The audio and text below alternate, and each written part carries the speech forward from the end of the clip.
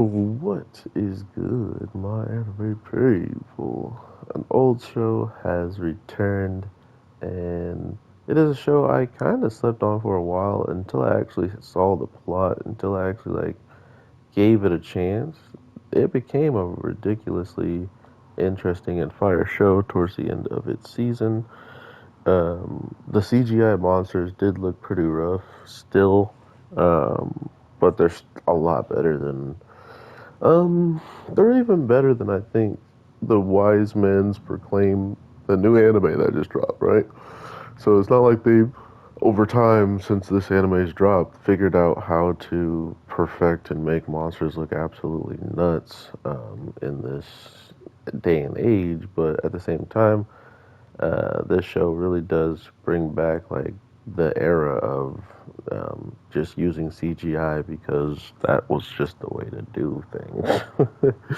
But yeah, that being said, we are back on the journey with our boy, and it's looking a lot like something big is about to pop off. I can't tell if it's going to be the end of the season finale or maybe just like a bump in the road and we have to figure out how to get stronger. But to see him talking about facing a god and practically aiming his gun at one just kind of tells you where the story's going to be headed.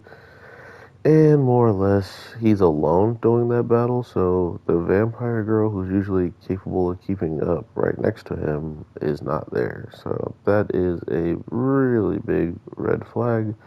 Not to mention that he's fighting a giant woman in the sky is also very questionable how this all happened. Right? So I honestly think that's what this episode did the best was to just make us so curious as to what is about to be popping off. I have my opinions after they met the guy and he was poisoned by the miasma, by what was out there in the sand and stuff. And then there was so much talk about God and God.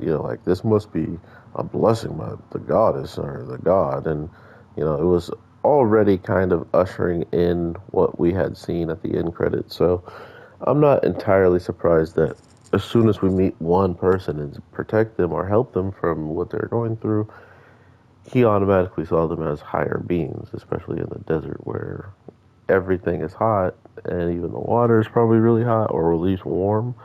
And he touched just the bottle of water that was still cold and he freaked out. So that's the type of stuff I can expect more or less. Them still not getting used to him being so ridiculously capable of doing what he's doing.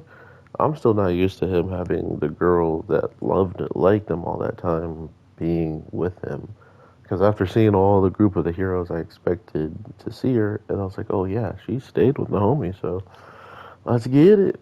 But yeah, just added one more headache as we saw with her fighting with the main waifu. So we'll see how they have to try to figure that relationship out because they really aren't.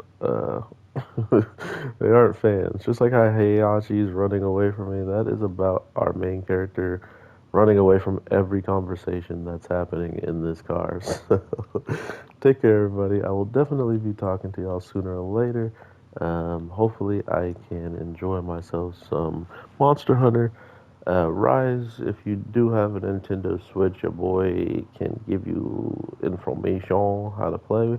But outside of that, yeah, I'll talk to y'all in the next one. I'll probably be posting tomorrow for sure, so look out for that, and I'll talk to you then. Take care and peace.